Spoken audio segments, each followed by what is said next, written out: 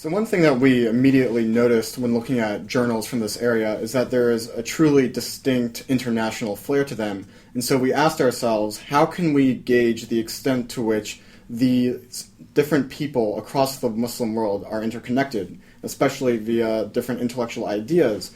And so when we looked in one very prominent Egyptian journal, we realized that there are quite frequently requests sent from all around the world for what are called fatwas, meaning religious legal opinions. So what we started to do was to make maps using GIS software that can show us the extent of the fatwa requests.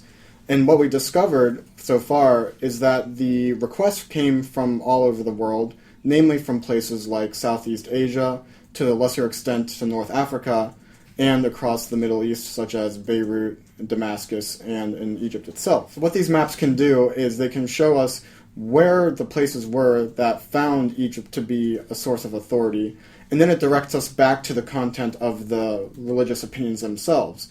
You have someone in 1930 who asks Rashid Rida, the editor of Al-Manar, whether smoking cigarettes violates Ramadan, and he says it absolutely does. You have another person in 1930 from Algeria who writes and asks, can we pray behind someone who was a spy for the French during World War I?